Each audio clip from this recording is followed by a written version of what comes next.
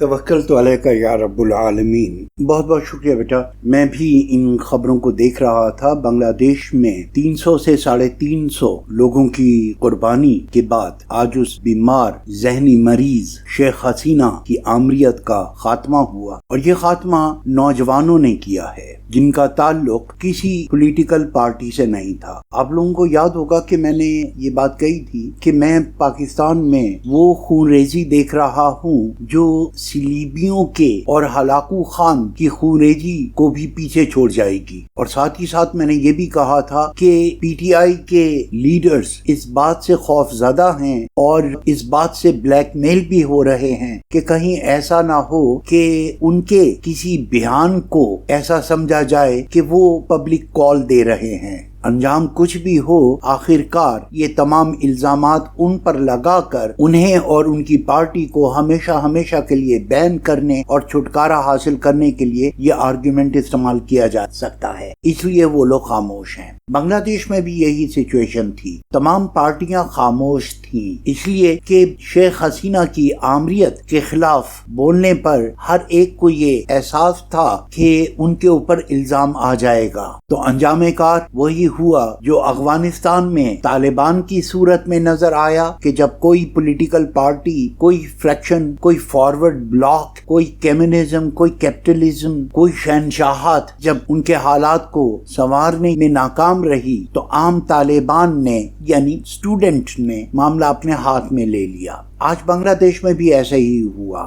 وسط جولائی میں جب یہ احتجاج شروع ہوا تو تقریباً 200 لوگوں کو گولی مار دی گئی۔ شیخ حسینہ نے اپنی طرف سے ایک چال چلی تھی کہ بنگلہ دیش کی آزادی میں حصہ لینے والوں کی یہ پارٹی ہے، اس لیے اگر میں عمومی طور پر 40% نوکریوں کے کوٹے کا اعلان کر دوں کہ یہ ان کو جائیں گی جو آزادی کی جنگ میں شریک ہوئے تھے، تمام پارٹیاں خاموش رہیں، اور اس نے سپریم کورٹ سے بھی اس کی تائید حاصل کر لی۔ 5% پہلے کم کیا گیا، اور کل جب 30% کوٹے کا اعلان سپریم کورٹ نے کیا تو نوجوان پھر سے نکلے۔ 99 لوگوں کو اسی وقت گولی مار دی گئی پہلے حملے میں، اور 15 پولیس والے جاں بحق ہوئے۔ اس وقت جب میں آپ سے بات کر رہا ہوں تو بنگلہ دیش کی وزیر اعظم شیخ حسینہ کے محل پر کہیے، رہائش گاہ کیا کہنا اب اسے، اس پر ان اسٹوڈنٹس کا قبضہ ہے۔ شیخ حسینہ کے بارے میں یہ کہا جا رہا ہے وہ ملک سے فرار ہو چکی ہیں۔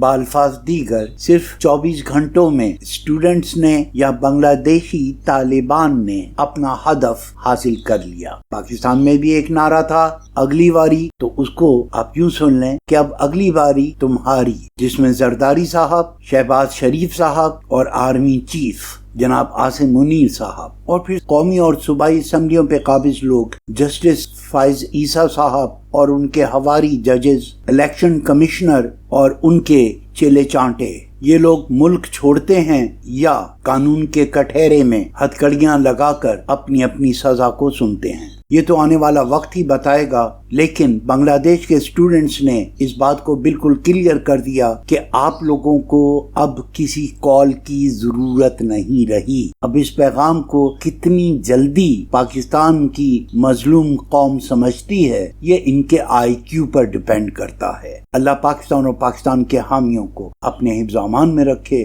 فی امان اللہ۔ نہیں بیٹے ایسے نہیں کہا جاتا، نہیں اللہ حفظ و امان میں رکھے، کبھی سوچ